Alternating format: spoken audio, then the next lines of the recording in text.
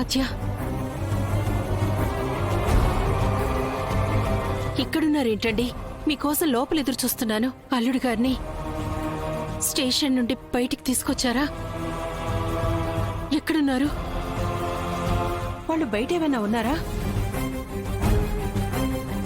పెదనాన్న వాళ్ళ ఇంటికి వెళ్ళిపోయారా? నేరుగా ఇక్కడికి తీసుకురావాల్సింది కదండి. నేను వెళ్ళింది అల్లుణ్ణి విడిపించడానికి కాదు జానకి. చావు బతుకుల్లో ఉన్న అబ్బాయి దగ్గరికి.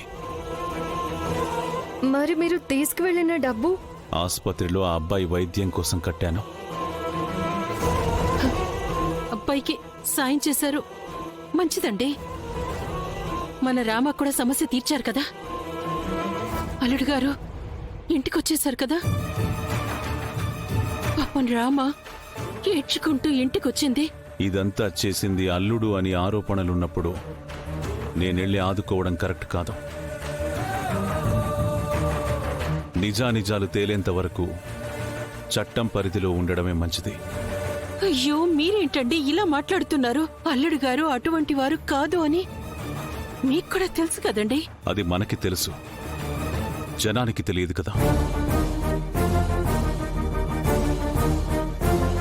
ఇప్పుడు మనం ఆలోచించాల్సింది మన కూతురు గురించి కదండి. వాళ్ల వైపు న్యాయం ఉంటే పోలీసులే వాళ్ళని వదిలేస్తారు, అమాయకుల్ని శిక్షించరు.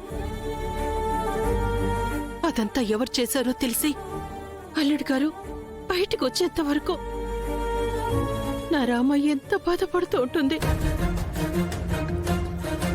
ఒకసారి మన రామ గురించి కూడా ఆలోచించండి.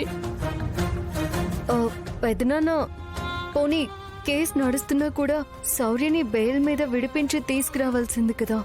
ఈ ఊరికి పెద్దగా జనాలకి దగ్గరగా ఉన్నాను, అందుకే ఈ కేసుకు నేను దూరంగా ఉండాలాద్యా.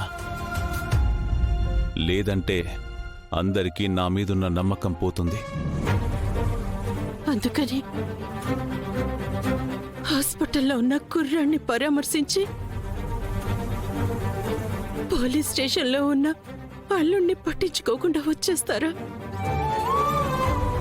ఏమండి, మీకిది న్యాయంగా ఉందా? జానకి, ఒక్కసారి నా స్థానంలో ఉండు, నీకే అర్థమవుతుంది.